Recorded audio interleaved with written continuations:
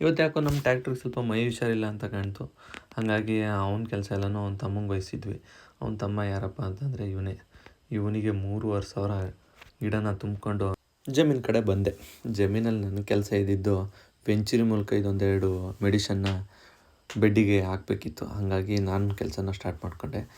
Current ಹೋಗೋದ್ರೊಳಗೆ ಆ ಕೆಲಸ ಮುಗಿಸ್ಕೊಂಡು ಅದಾದಮೇಲೆ ಕ್ಯಾನ್ ತಗೊಂಡು ಅದರೊಳಗೆ ಕಳೆ ಔಷಧಿ ಹಾಕ್ಕೊಂಡು ಬೆಡ್ ನಡುವೆ ಕಳೆ ಔಷಧಿ ಹೊಡೆಯೋಕ್ಕೆ ಸ್ಟಾರ್ಟ್ ಮಾಡಿದೆ. ಯಾಕಂತಂದರೆ ಗಿಡ ನೆಟ್ಟಾದಮೇಲೆ ಕಳೆ ಔಷಧಿ ಹೊಡೆಯೋದು ಸ್ವಲ್ಪ ರಿಸ್ಕ್ ಆಗಿಬಿಡುತ್ತೆ. ಹಾಗಾಗಿ ಆ ರಿಸ್ಕ್ನ ತೊಗೊಳೋದು ಬೇಡ ಅಂದ್ಬಿಟ್ಟು ನಾನು ಇವಾಗನೇ ಸ್ಪ್ರೇ ಮಾಡಿದೆ.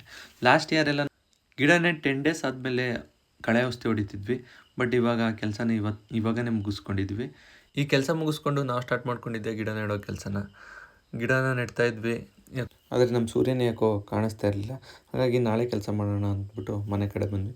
ಮನೆ ಕಡೆ ಬಂದಂಗೆ ತಂಗಿ ಪಾಪದು ಇನ್ವಿಟೇಷನ್ ರೆಡಿ ಆಗ್ತಿತ್ತು.